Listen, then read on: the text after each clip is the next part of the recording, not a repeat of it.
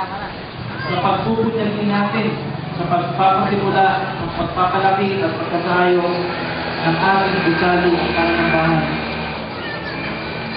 Natatandaan ko noong panahon na ito ay pinasimulan, ipanalangin, pinag-usapan at pinlanon. Ang tanging mayroon ng ating mga tagapanguna ay pananampalataya at pagtitiwala sa Diyos. Ang araw na ito ay isang pagpiriwang na ang Diyos ay tumutugon sa ating mga panalangin at naaayon na mithihi ng ating puso.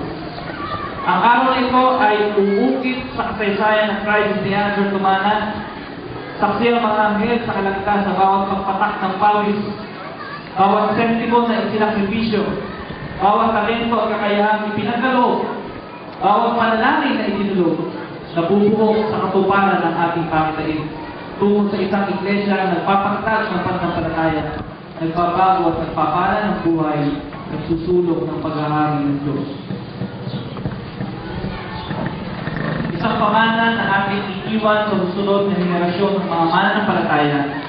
Isang pamana hindi lamang ng pisikal na gusali, kundi pag-iiwan ng isang dakilang halimbawa ng pagtatapat sa Diyos. Ng mga lalaki at babaeng nag-alay ng kanilang lakas, panahon at kabuhayan para sa Ebanghelyo ni Kristo. Papuri sa Diyos at mabuhay tayong lahat. Palakpakan po natin. Ngayon po, I just want a commitment from every one of you in the completion of this building.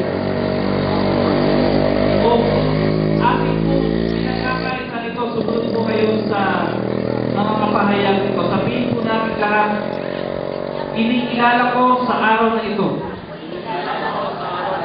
ang pasimula ng katuparan ng pangitain na inilagay ng Diyos sa iglesia nito at sa aming panunan. Nais ko na pagpapahagi patuloy sa pangangailangan ng aming iglesia hanggang sa makita ko ng buo ang kayarihan ko. Ako ay nananampalataya na pagpapanayan ng Diyos ang sino mang nagtatapat sa pagsuporta sa gawain ni Kristo. Kumuha po tayo ng communion cup. May be request na let us pass those communion cups.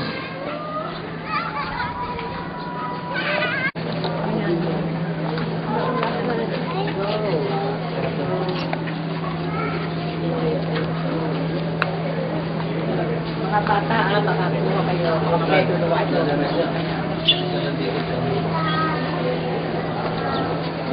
Okay, listen carefully. Let me know kung lahat ay meron na.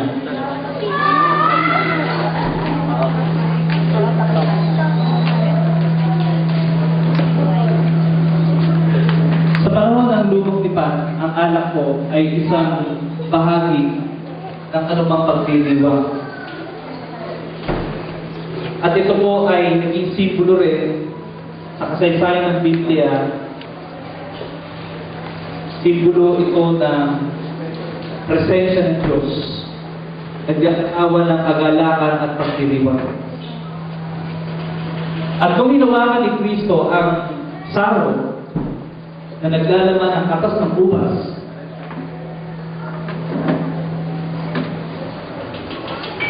ito po ay isang uri ng inumin na katumbas ay inumin na katulad ng anumang inumin na gawa sa ubas katulad ng red wine. So as we take this, sa pag-inom po natin ito, we believe that God is with us because this symbolizes the presence of God. And all our efforts, dahil po ng ating pagsuporta, pagpapagal, ito po ay isang kapahayagan ng ating pagpapasalamat sa katubusang ginawa natin kay Kristo. In return, we are serving God. So sa oras po ito,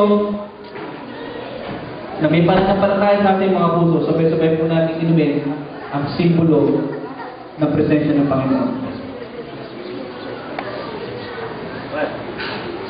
Manalangin po tayo. Panginoon, we do this by faith. We celebrate that we are in partnership with you as we formally recognize ang pagpapasimula ng pagtatayo, pagpapalawak, pag-aayos ng iglesia nito. Without your presence, Lord, we cannot complete this project. We ask for your presence that will continue to abide in us. And this is our prayer with thanksgiving, with faith, with complete trust that this building will soon rise in completion. In Jesus' mighty name, everybody say amen.